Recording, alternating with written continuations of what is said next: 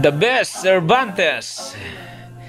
Oh, nagpapasalamat kami kay Mayor Pabi dahil binigyan niya kami ng chance na maka-attend dito sa SAF PB launching support of assistance fund for participatory budgeting.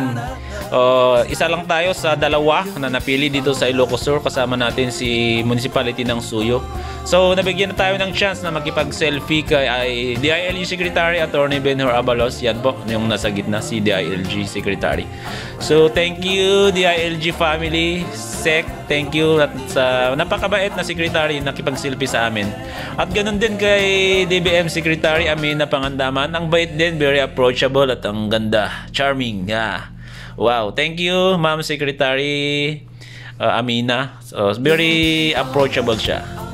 So, yan o, yung nasa gitna. At ganun din po kay DILG Regional Directors ng Region 1, si Sir Jonathan Paul Liosen, kasama si Ma'am Cherry Adriano. Thank you po sa chance at sa assistance, sa technical assistance, kaya kami nandito dahil sa inyo. Thank you so much po sa LGU Cervantes family, headed by our butihing mayor. Thank you sa tiwala at sa suporta, dahil doon ay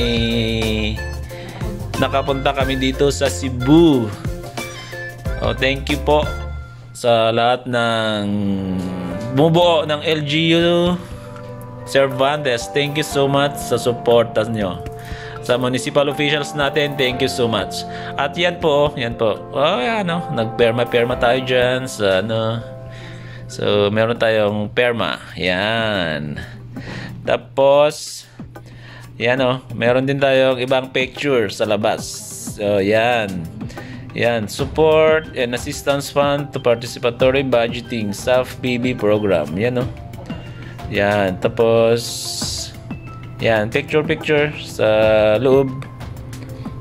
At yan yung kasama natin, si Madam. So yan yan yung picture ng lahat ng Luzon mayors. At syempre bilang representative kasama tayo dyan. Yan thank you Mayor sa support at thank you Mayor sa tiwala at kami yung pinapunta nyo bilang representative nyo.